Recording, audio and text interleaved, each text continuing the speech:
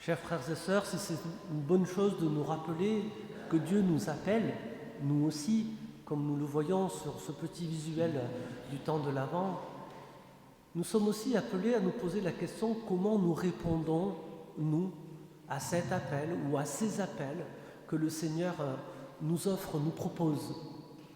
Et vous le voyez bien quand on écoute l'évangile de ce jour, on voit bien que c'est quelque chose de pas forcément toujours naturel, comme pour Joseph. Il va avoir besoin d'un ange qui va venir le visiter pendant son sommeil. Là, il va être besoin d'être travaillé jusque dans ses rêves pour pouvoir accueillir ce projet de Dieu et pouvoir finalement y répondre.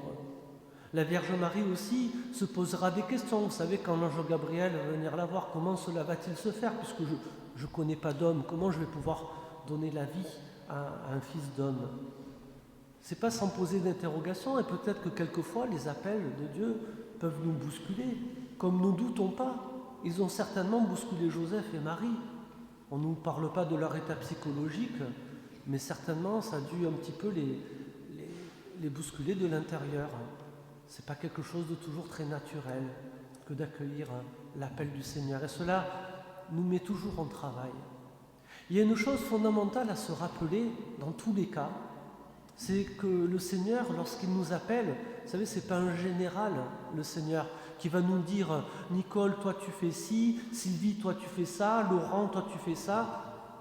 Ça ne marche pas comme ça. D'ailleurs, si ça marchait comme ça, je ne serais certainement pas ici au milieu avec vous.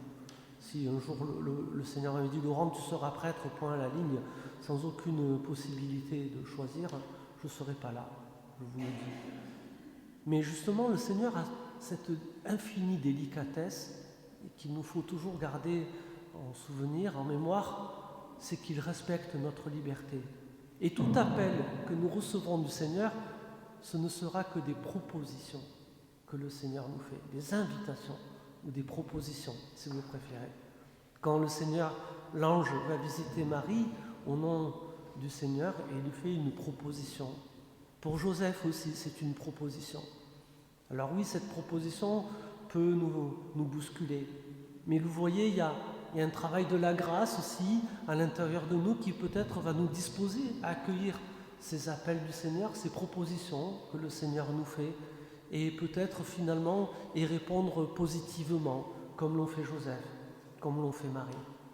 Alors vous savez, on a accueilli pendant le temps de l'Avent un passage d'évangile, une petite parabole que Jésus nous dit et qui est intéressante justement sur cet exercice de la liberté et sur les propositions que Dieu nous fait.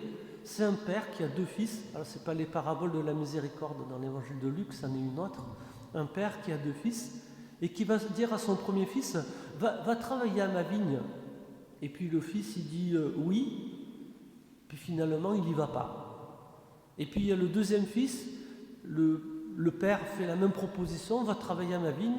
Le fils il dit « Non, moi j'y vais pas, travailler à ta vigne ». Et puis finalement, s'étant repenti, il va travailler à la vigne. Et Jésus va poser la question aux auditeurs de cette parabole, lequel des deux a fait la volonté du Père? Et logiquement, les gens lui répondent, le deuxième. Pourtant, il a commencé à dire non. Mais finalement, il va faire ce que son Père lui demande. Et vous voyez là, dans cette petite parabole-là, on peut effectivement percevoir tout le jeu qu'il y a entre les appels que le Seigneur nous propose et notre manière d'y répondre. Moi, personnellement, quand j'ai perçu que le Seigneur m'appelait à devenir prêtre, j'étais comme ce deuxième fils, j'ai dit non, ça ne m'intéresse pas, c'est pas ça mon projet de vie, c'est pas ça que j'ai envie c'est pas pour ça que j'ai envie de m'engager.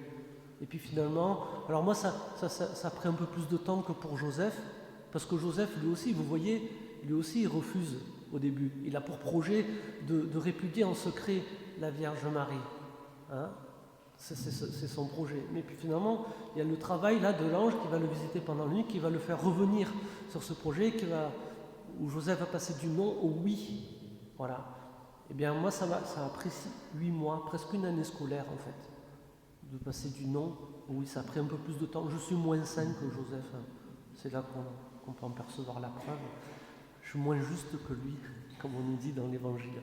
Voilà. Et quelquefois, bien, pour nous, ça peut être pareil. Cet appel que le Seigneur nous donne, eh bien, voilà, ça peut prendre du temps, quelquefois, pour accepter cet appel, et puis pour l'accueillir et pour y répondre favorablement. Alors, on nous a dit dans l'Évangile ceux qui disent oui puis qui finalement ne font pas, il y a ceux qui disent non et qui finalement font, comme Joseph, comme moi et comme d'autres, beaucoup d'autres certainement. Et puis il y a aussi, vous savez, on en croise certainement, je ne pense pas qu'il y en ait parmi nous qui disent non et qui restent sur le non. Vous savez, non et puis non. Voilà. Il y en a peut-être beaucoup autour de nous. Vous savez, dans notre époque actuelle, marquée par la laïcité, par l'athéisme ou l'agnosticisme, peu importe à quel degré on se positionne, il y a beaucoup de non comme ça. Et puis il y a aussi un autre cas de figure très intéressant, c'est ceux qui ont dit oui et qui restent sur le oui. Et là on a un magnifique modèle, vous savez, avec celle qui est représentée là-bas, dans notre chapelle là sur votre droite, la Vierge Marie. Parce qu'elle a dit oui, et puis elle est restée sur son oui. Et son oui, il est magnifique, vous le connaissez. Hein. C'est pas juste un oui, ouais c'est bien, moi je veux bien. C'est je suis la servante du Seigneur, que tout se passe pour moi selon ta parole. Voilà le oui de Marie. Alors aujourd'hui, nous sommes appelés plus particulièrement à vénérer Joseph, à vénérer Marie, qui sont des modèles pour nous dans leur manière d'accueillir la parole du Seigneur et d'y conformer leur vie. C'est pour ça qu'on les admire, c'est pour ça qu'ils sont justes, ils sont saints tous les deux.